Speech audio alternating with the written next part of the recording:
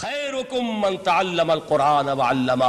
خیر جب لفظ آتا ہے بغیر من کے، ورنہ تو آتا خیر من ہو، تو یہ ہوگی کمپیریٹیو جو ایک ایڈجیکٹیو جو ہوتی ہے، لیکن یہ سپرلیٹیو ڈگری ہے جب بغیر من کے ہوگا. خیرکم، دی بیسٹ امنگسٹ یو، جو تم میں بہترین لوگ ہیں وہ کون ہیں؟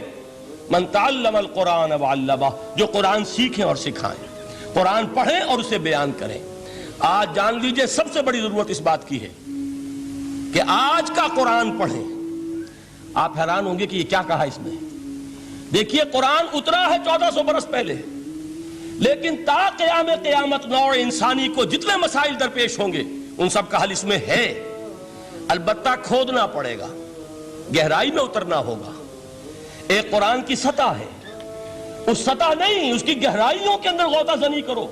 قرآن میں ہو غوطہ زن اے مرد مسلمان.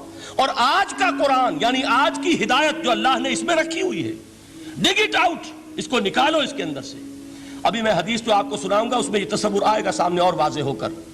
آج کے انسان کی رہنمائی اس قرآن سے اخذ کر کے انسان تک پہنچاؤ. یہ ہے فریضہ محمد الرسول اللہ کی امت کا صلی اللہ علیہ وسلم. آپ نے وہ حدیث سنی تھی کہ بلغوا عنی ولو آیۃ. حضور نے خطبہ حجۃ الوداع میں پہلے تو گواہی لی مسلمانوں سے، 1.25 لاکھ کا مجمع جمع تھا. حجۃ الوداع آخری حج. آپ نے اپنے خطبے میں، جس کے چند جملے میں سنا چکا ہوں آپ کو ایچ.جی. ویلز کے حوالے سے، اپنی تعلیمات کے اہم نکات کو بار بار دہرا کر بیان کیا، ہیمر کیا، اچھی طرح ذہنوں میں اتارا.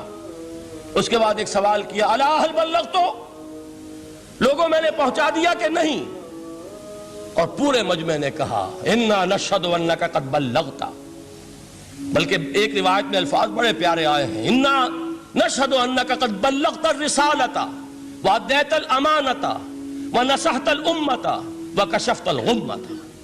ہاں حضور ہم گواہ ہیں، آپ نے امانت ادا کرنے کا حق ادا کر دیا، رسالت کے فرائض کا حق ادا کر دیا، امت کی خیر خواہی کا حق ادا کر دیا، اور آپ نے گمراہی کے پردوں کو چاک کر دیا، اندھیروں کو چاک کر دیا.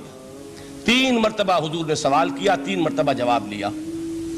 پھر آپ نے نگاہ آسمان کی طرف اٹھائی، انگشت شہادت سے 3 مرتبہ اشارہ کیا، اللہم اشہد، اللہم اشہد، اللہم اشہد. اے اللہ تو بھی گواہ رہے، یہ مان رہے ہیں کہ میں نے یہ قرآن ان تک پہنچا دیا.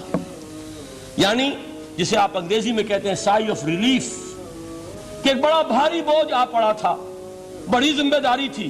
انا سنلقی علیک قولا ثقیلا، اے محمد ہم آپ پر ایک بڑی بھاری بات ڈالنے والے ہیں.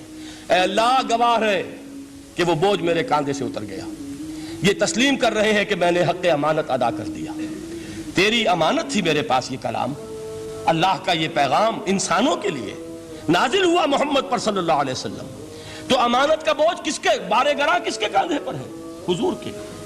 اگر ادا نہ کرتے، ابھی وہ آپ نے آیت سنی تھی، یا ایھا النبی بلغ ما انزل الیک من ربک فإن لم تفعل فما بلغت رسالتہ. یا ایھا الرسول، اے رسول صلی اللہ علیہ وسلم پہنچا دیجئے جو کچھ نازل کیا گیا ہے آپ پر آپ کے رب کی طرف سے، اور اگر بالفرض آپ نے ایسا نہ کیا تو امانت کا حق ادا نہیں ہوگا، رسالت کا حق ادا نہیں ہوگا. حضور نے پہنچا کر گواہی لے کر جیسے کہ ایک اطمینان کا سانس لیا، اللہم اشہد، اللہ تو بھی گواہ رہے.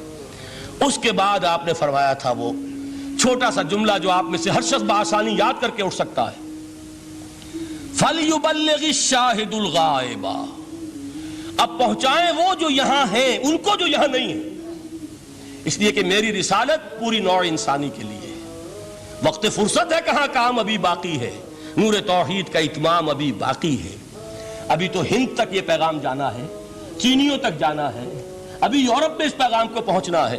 دی اذانیں کبھی یورپ کے کلیساؤں میں، کبھی افریقہ کے تپتے ہوئے صحراؤں میں. یہ کون کرے گا؟ اے امت محمد، یہ ذمہ داری اب تمہاری ہے صلی اللہ علیہ وسلم. اسی کو آپ نے مزید تاکیداً فرمایا، بلغوا عنی ولو آیۃ. میرا کوئی امتی بھی اس سے بالکل فارغ نہ رہ جائے، بالکل محروم نہ رہے. ایک آیت بھی پہنچا سکتا ہو تو پہنچائے. یہ ہے وہ ذمہ داری کہ جو اس حدیث کی روح سے خیرکم من تعلم القرآن وعلمہ. ایک ہوتا ہے ذمہ داری کو ایک بوجھ کی حیثیت سے، ایک فرض کی حیثیت سے بیان کرنا. یہاں ہے تشویق اور ترغیب کا انداز. کون نہیں چاہتا کہ میں بہتر سے بہتر کیریئر اختیار کروں؟ کون نہیں چاہتا کہ میری زندگی اعلیٰ سے اعلیٰ ہو؟ کون نہیں چاہتا کہ میرا وقت جو ہے اس کی بڑی سے بڑی قیمت مجھے ملے؟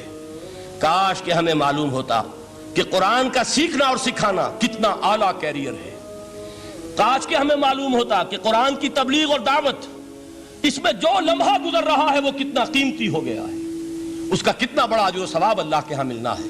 تو خیرکم من تعلم القرآن وعلمہ، تم میں سے بہترین لوگ وہ ہیں جو قرآن سیکھیں اور سکھائیں۔